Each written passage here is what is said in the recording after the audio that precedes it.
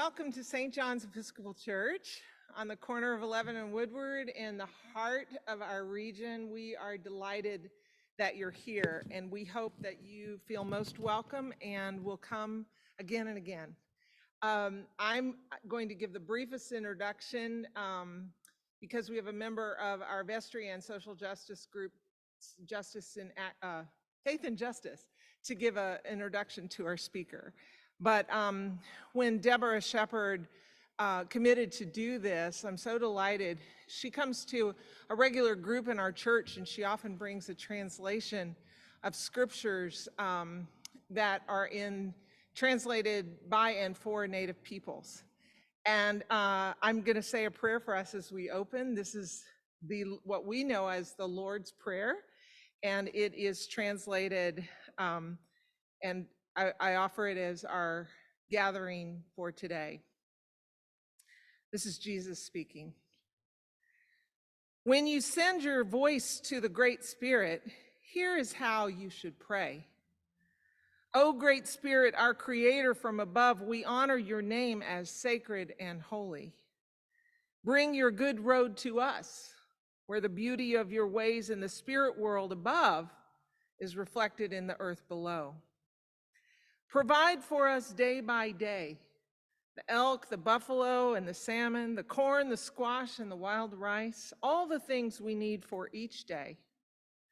Release us from the things which we have done wrong, in the same way we release others for the things they have done wrong to us. Guide us away from the things that tempt us to stray from your good road, and set us free from the evil one and his worthless ways. Aho, may it be so. Amen. I'd like to introduce Erica Kleitz, who will introduce our speaker.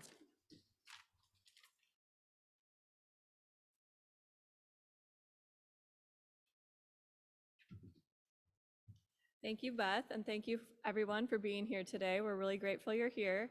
My name is Erica Kleitz, and I'm a lay leader of the St. John's Vestry, our leadership group here, and I want to call your attention to an important milestone in the life of St. John's that might otherwise go unnoted. As you may or may not know, the land we stand on today was occupied for thousands of years by the Ojibwe, Odawa, Potawatomi, and Wyandot nations, also known collectively as the Anishinaabe. Although they would not have thought of themselves as the owners of the land, this was their home, an important pathway from their camps near Detroit, leading north to a significant native settlement near Saginaw, passed right here across the corner of Woodward and 11 Mile. The Anishinaabe were dispossessed of their homeland in 1807 through the Treaty of Detroit, which ceded this area to the United States government, overseen by William Hull, governor of the Michigan Territory. Around 1834, while Michigan was still a territory, this land and a portion of what is now Huntington Woods was granted to Edward Matthews.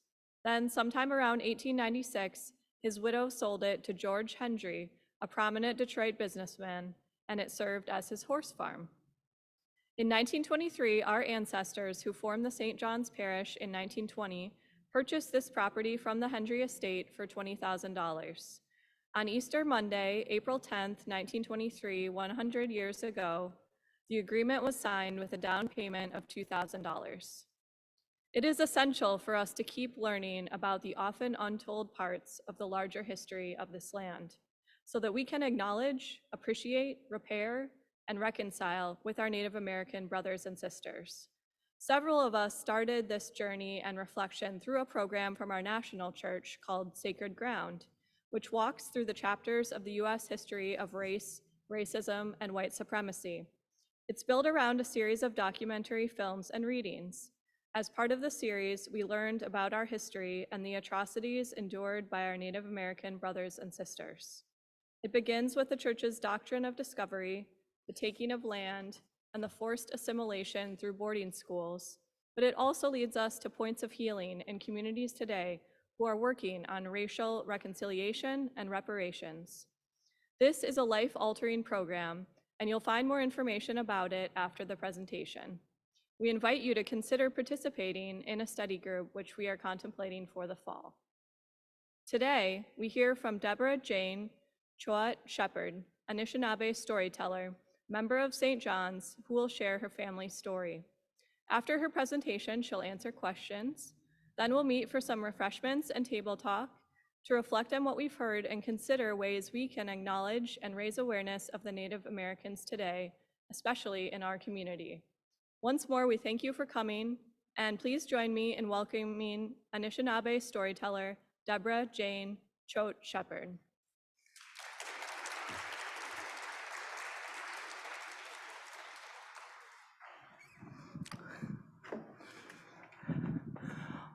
Ani Nijin. What did I say? I said, hello, friends. I said, hello, friends, in the language of the Anishinaabe. That's kind of a greeting that you would give someone that you didn't know well, that you just got acquainted with. But when you see someone you haven't seen in a long time and you want to say, hello, my friend, you say, bonjour, bonjour. But today, because I haven't met all of you, I'll say, Ani, my friends.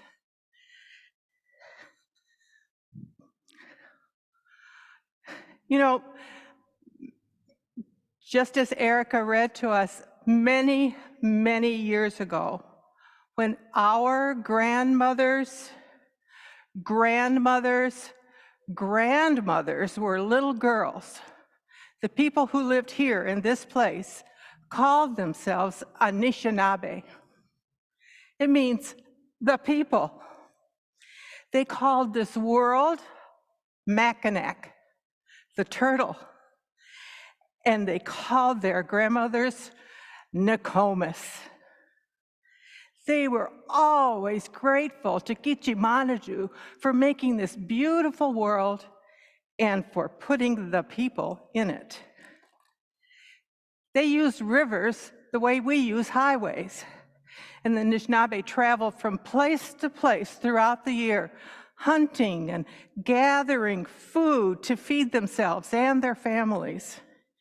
In the spring, Zingwang, they went up north to where the Ani Nati grow.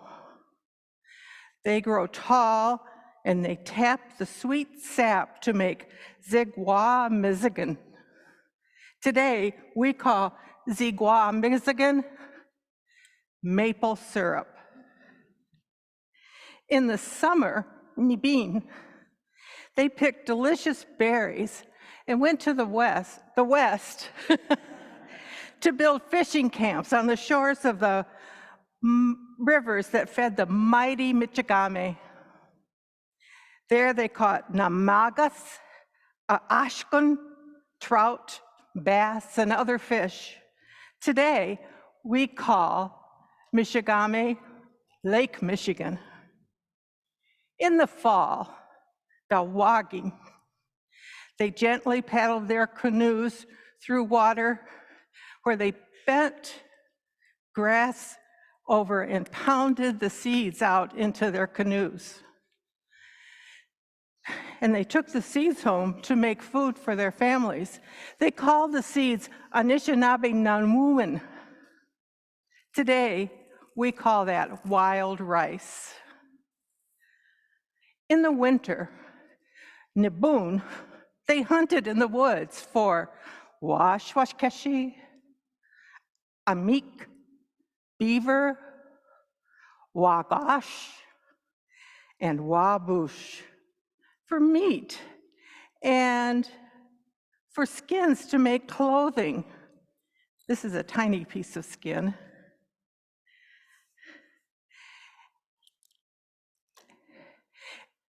They used porcupine quill, gagopikwe, to decorate their clothing with the beautiful designs of the woodland flowers. Now, some of the Anishinaabe, they didn't have plastic coat hangers. I don't know why I do. Some of the Anishinaabe were brave and adventurous enough to travel from the woodlands here where we are, far away as the big waters, way to the south and the west. They traded quill baskets and wabush blankets for shells shells and even silver ornaments.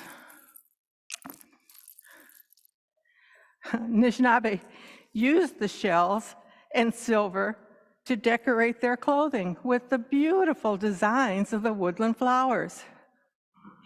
Now, a time came when new people arrived in the forest along the Michigame. They, too, were far away from their homes. They called themselves voyagers, or sometimes were known as Hudson Bay traders. They wore shirts. I have to sit to do this. They wore shirts with big sleeves. I'm going to put one on to show you what it was like.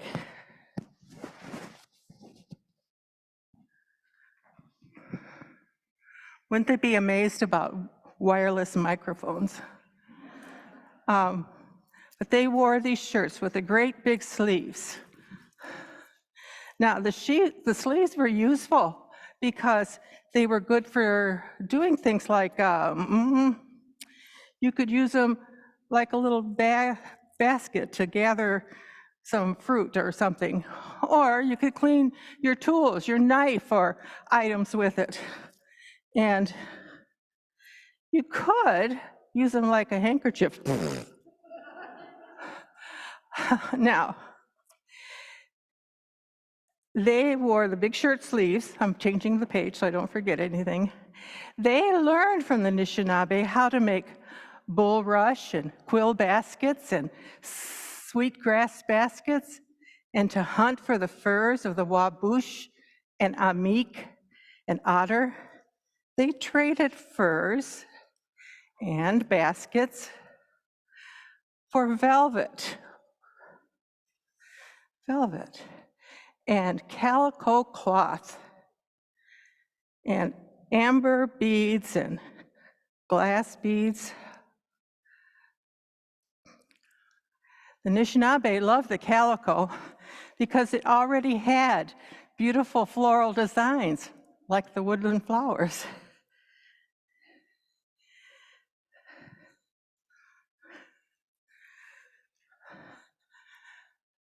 Now,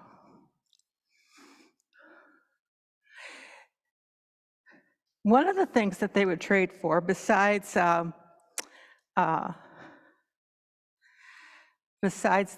velvet and the calico, were beads, and I'm going to pull this out so it's all showing here, and amber. And guess what they did with them? They used the beads and the shells and other things they traded for to make beautiful designs like the woodland flowers. This little piece was made for me by someone I love.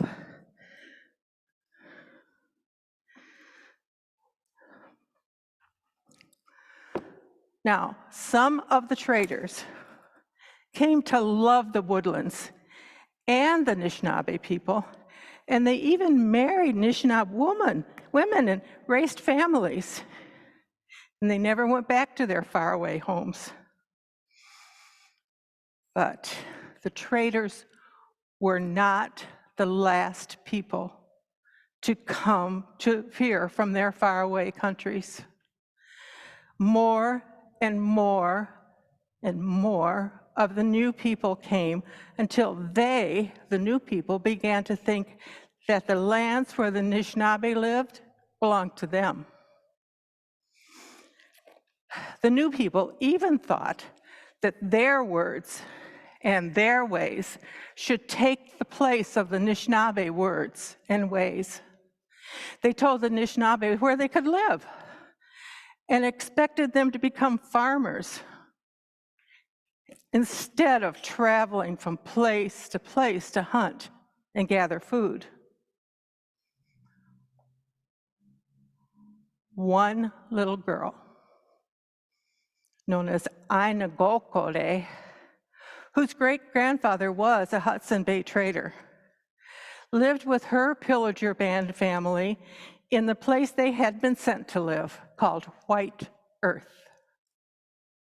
Her father was a farmer. Now, Ina loved her family. Their home was filled with warmth and laughter and kindness and the sound of her mother's voice. Every night, her mother combed Ina's long black hair and told stories about the Wabush and the eagle and the mischief maker Woozy Goozle. Ina Gokode's mother spoke in a voice that sounded like a song. Each word told a whole story. Her mother showed her Mizina, which I think I dropped on the floor. Yes. He showed her Mizina, sheets of birch bark with pictures scratched into them to tell stories about the making maple sugar or canoeing down the Owaштana, that river from a long way off. Her father showed her another kind of thick paper Mizina, books that had belonged to her great-grandfather. In the books were little shapes all lined up like beads on a deerskin dress or seeds on corn. Her father told her they were the words of the new people. One day, Ina Gokode came home from picking berries with her sisters and found strangers in her home, and her mother crying. The strangers' voices were like hammers. Their words were short and hard and told Ina Gokode no stories.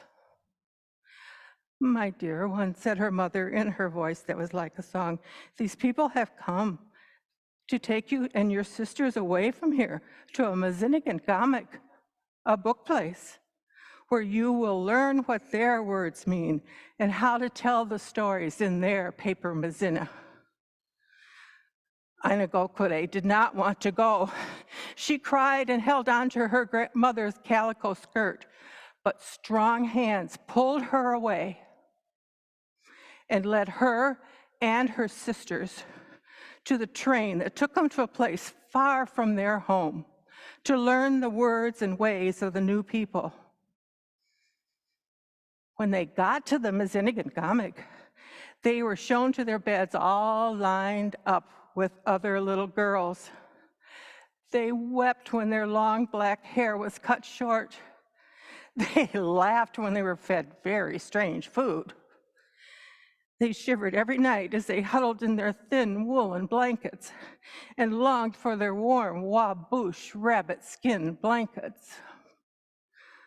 The girls went to classrooms where they were handed flat black stones and little white sticks. The only words they heard from the elders were in the hammer-hard words of English. In the classroom, an elder woman in a black dress said something that sounded to Ina Gokode like caw, caw, caw, and pointed to the flat black stone. Now, she knew the woman wanted something from her, but she did not know what it was.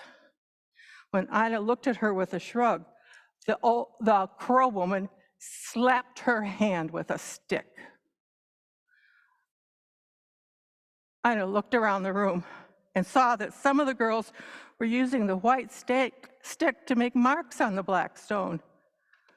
The next time the Crow woman came around and cawed at her, Ina Gokode took her stick and with a little chuckle, scribbled on the stone.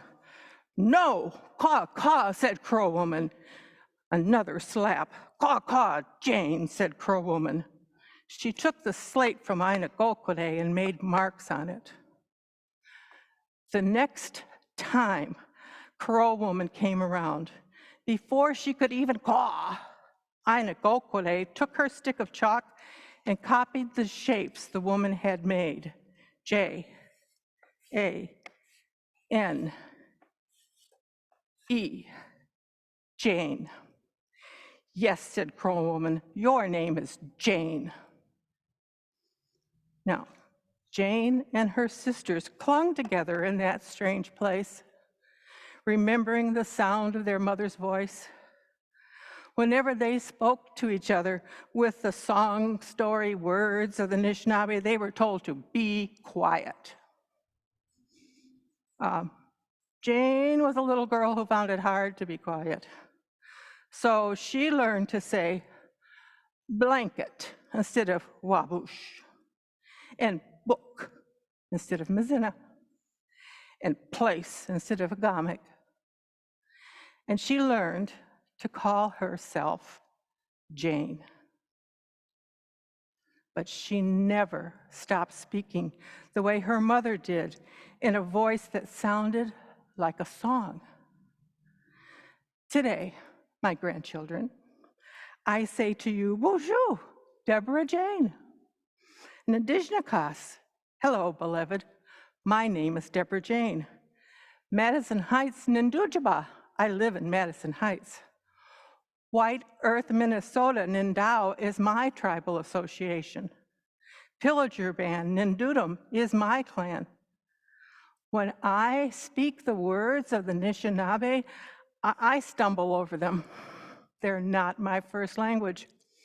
Yet, I dare to speak them because I am sure that the sound of those words honors my grandmother Jane, whose home I knew to be full of warmth and kindness and laughter, and full of her voice that sounded like a song. I do not want you to forget the people who still make their home in this place, the ones who call the earth Mackinac, the ones who are always grateful to the Creator for making this beautiful world, the ones who call their grandmothers Nokomis, the ones whose every word tells a story and whose voices still sound like a song.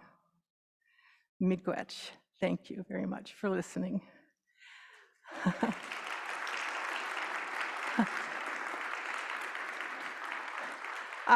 I have a few minutes, and I'm going to sit down because it's easier for me to sit than stand, and I will be happy to answer any questions you might have for a few minutes.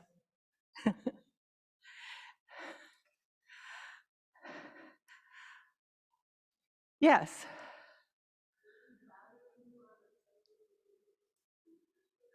Sure. I will talk to you afterwards.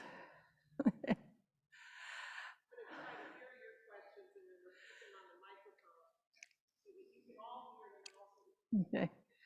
Okay.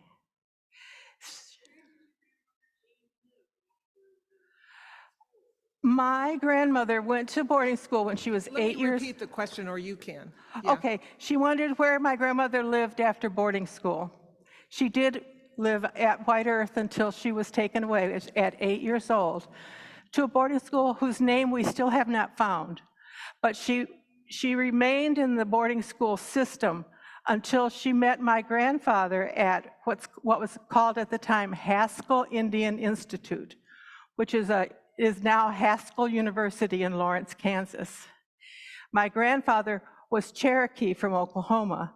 My grandmother, Ojibwe from Minnesota. And they met, and after they married, they lived in Oklahoma. So most of the Indians I knew growing up were Cherokees, because that's where my grandmother and my dad grew up, around those people. But the thing about the boarding school system, it was designed, its whole purpose was to make Jane and all of her contemporaries forget who they were. And I'm sorry to say that that worked very well in my family.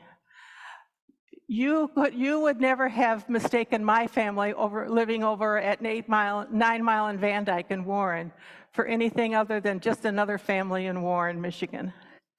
People thought my dad was Italian because he was beautiful, but it was not. So I didn't grow up with traditional ways, traditional food ways or anything like that. Though I did hear a lot of words in both the Ojibwe language and in the language of the Cherokees. My dad would drop one of those words every now and then in conversation. My grandmother always blamed anything that went wrong in the house. You know how you come in your room and somebody's like, I just had that in my hand and now it's gone. She'd say, well, maybe Woozy Goozle got it. Woozy Goozle was always responsible for any missing items in our house. So, yes.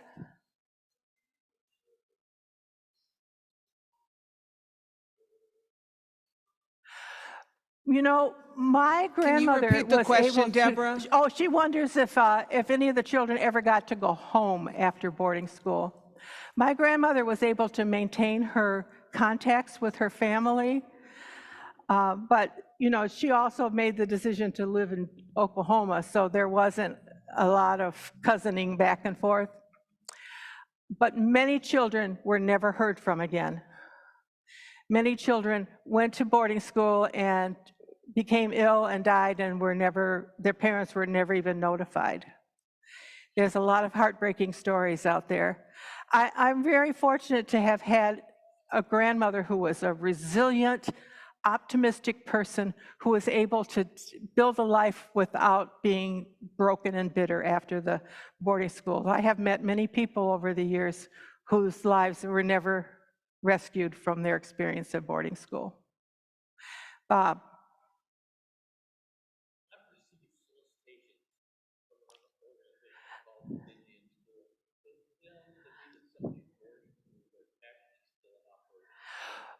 Well, it's likely. Can you repeat he's the wondering question? if the boarding schools are still in operation. Yeah, he's wondering if the boarding schools are still in operation today because he's gotten some solicitations from Indian schools. There are some schools that are meant to be helpful for kids, like a foster care kind of situation. I don't know the organization you're talking about, but the boarding school system itself has been, it no longer exists the way it was before with its purpose. One of its founders said, we want to kill the Indian and save the man. It worked on many people. It worked. But it also made people ashamed of being who they were. And I was lucky enough to grow up in a family where we weren't ashamed of who we were. So.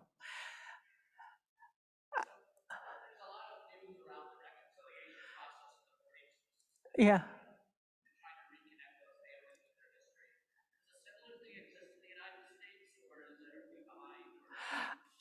He's asking about the reconciliation movement there is for the boarding school children. I don't know a lot about what's going on around that.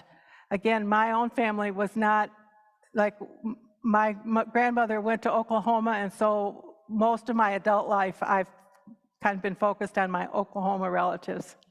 Even though I'm telling a story about my grandmother who was a Anishinaabe, Ojibwe, I am actually a citizen of the Cherokee Nation. So it's just not something that I've been able to keep up with. Thanks for asking, though. I'm sure there's a lot of people who are beginning to understand that something bad happened and needs to be addressed. Just let me know, are we running out of time? Okay, she's going to let me know when it's ready for us to move forward. Oh, sure, Lynn. She's going to need to repeat it so the people at home can hear it. Okay.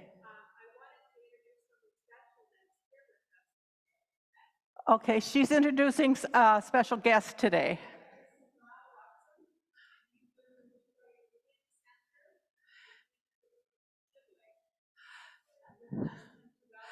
Bonjour.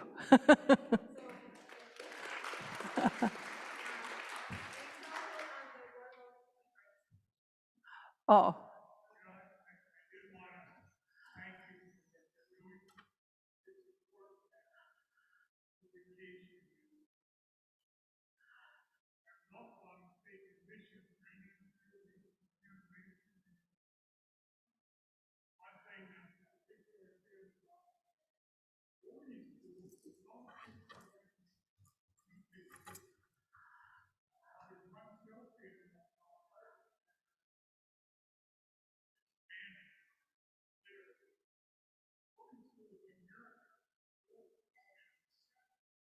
70s.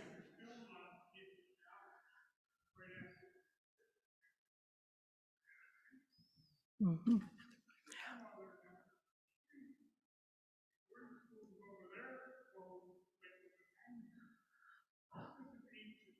That's right.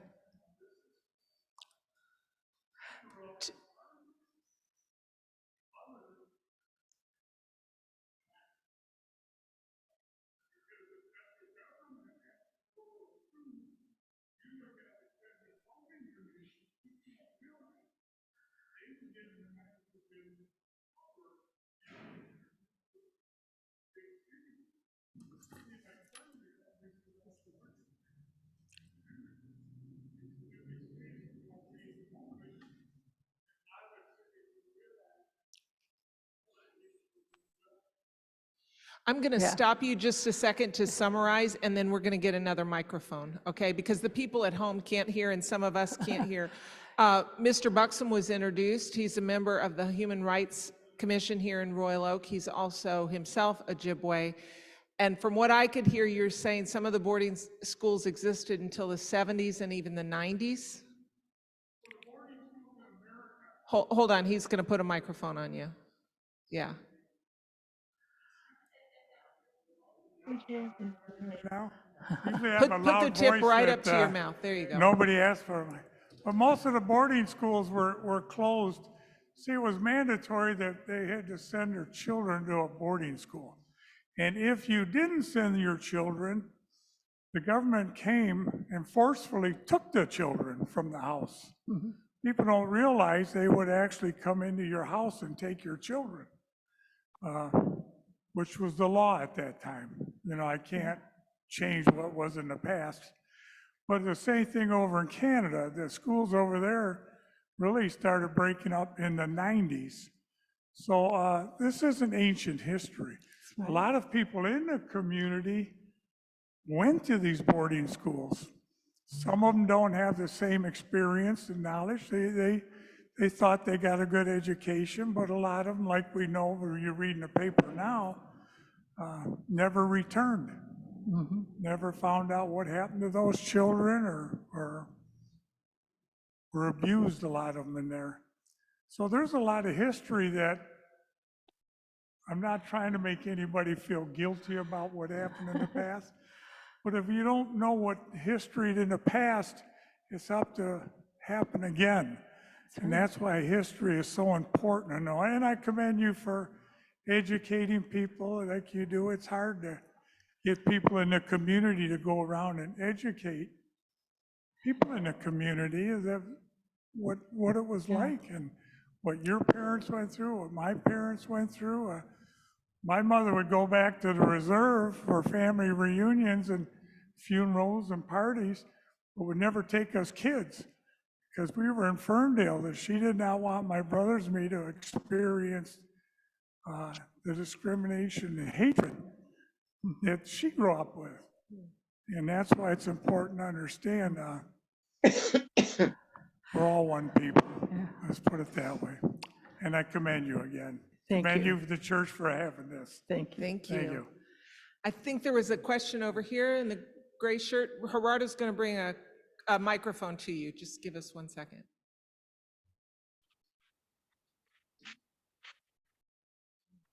Okay. Not so much as a question as just kind of a fact or a statement that I have been advocating for the Native American people for the past couple years. And we do have missions on, Episcopal missions on reservations.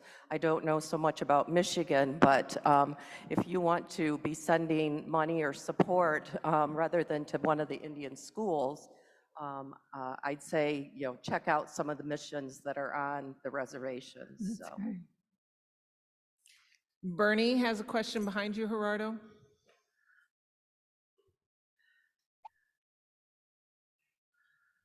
This is really a plug for PBS. PBS is running a series called Changing Planet, and on it, it really highlights how we've lost the ways of the Native Americans in this country and how they really preserved the earth and their ways and how they would replenish nature.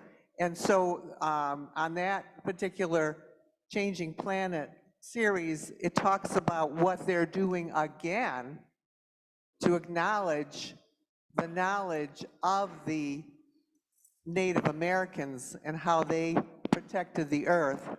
The second thing I want to say, and again, this is inside, Oakland University has reparated, is that the word? Say it again? Oakland University has given back land Yes. to the, is it the Anishinaabe, Mhm. Deborah? Yes. And they are in turn running a series on the ways and the life of the Anishinaabe in this area. So if you want to go to Oakland University's website, they in turn have a very good program on what they are doing, and they gave back a whole lot of land to the tribes in that area. So those are the two things I'm not sure I can stay for the whole Yeah. thing. I just wanted to say thank you. Yeah. There's a question over here, Gerardo.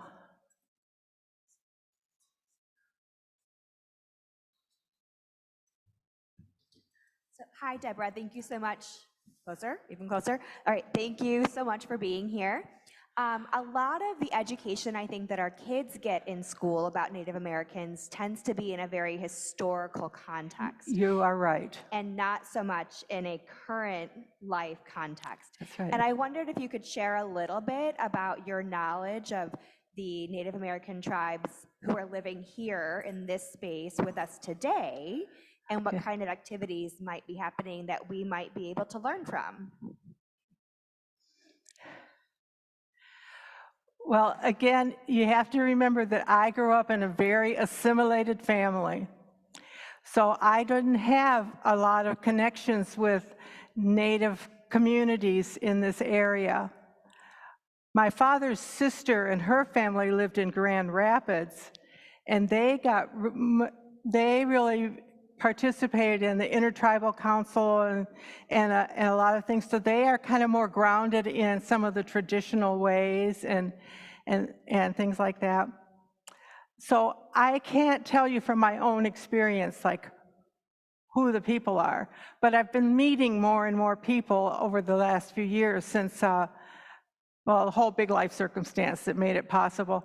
But recently I got a chance to go at St. John's in Detroit to a demonstration of maple sugaring. At River Rouge, there is a place where they do they call it the sugar bush, and they tap the trees, and then they boil the sap forever until it's syrup. And then once it's syrup, there's this whole process you go through and turn the syrup into sugar, because the syrup will ferment, but the sugar will keep, and then you could travel around and have some sweetness. So I got to meet several people at that event, and it was very gratifying to be part of it. But like I said, I've done versions of what I did today in many different situations, and usually my goal is stereotype breaking, because when I met my sister-in-law, she was only 8 years old and I was 19, I was a big disappointment to her because I didn't have buckskin and feathers. I was just a regular suburban girl. And it has stuck with me all these years that she and her family just expected me to be some kind of alien creature. So this is what I used to say to children. I'm gonna run and get something. Would you like to see a picture of an Indian brave that I once knew? And when I asked them that, they would always say yes. And this is the picture I would show them. This is my father, who served in the South Pacific in World War II. And I would say to them, where do Indians live? Whatever they were calling people in their classrooms. And they would say, oh, in wigwams or teepees, and they fish and they hunt. And I said, I know Indians who work in bookstores and use computers, and they always laughed like you just did. And my biggest laugh was always, and live in condominiums. So, so we're here. You just don't see us. And one of the things that's been said to me throughout my life has been, you don't really look like an Indian. And I'm going, if you knew a lot of Indians, you would say, this is what Indians look like. So I like to do that. I like to break some of the stereotypes.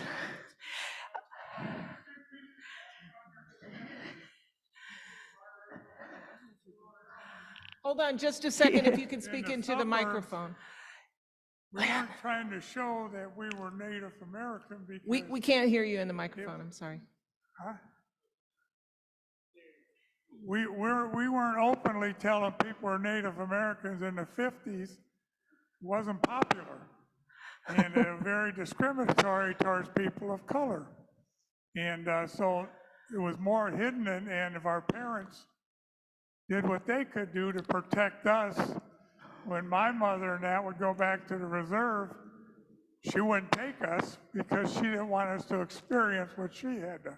Yeah. And that's what you find it more and more people of our ages experiencing the same thing. Like I say, we didn't get to see what they do, and that's why it's important that we try to educate the generation now coming up. We go to powwows, we have powwows, and we do have classes, like you're saying, sugar tree and tapping them,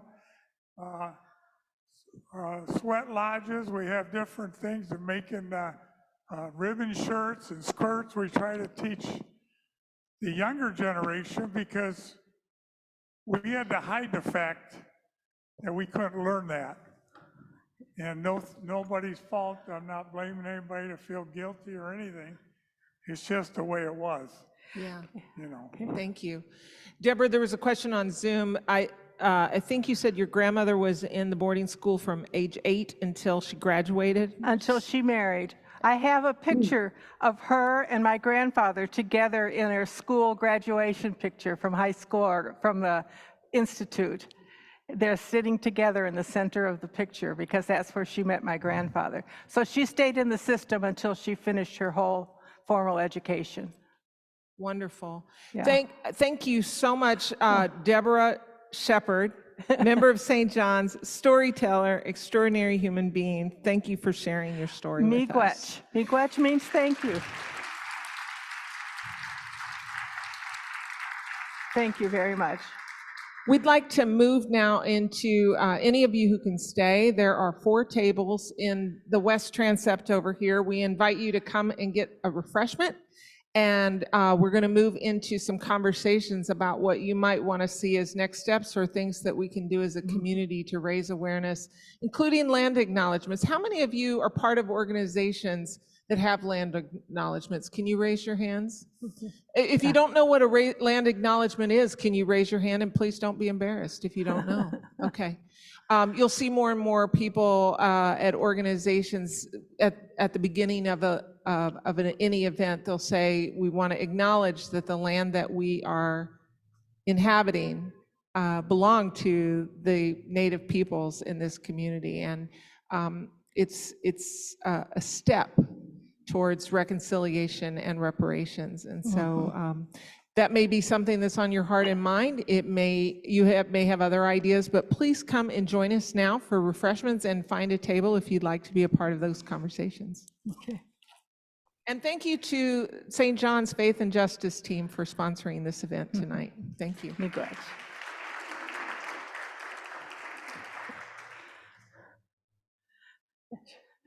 Okay. Please come and join us over here.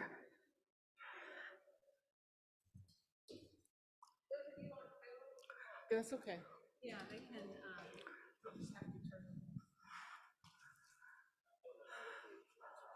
Turn off my phone. Uh-huh. There are 4 schools in operation today, and well, they said that Let's move over here so we're not. the Indians, Oh, the Bureau of Indian. You were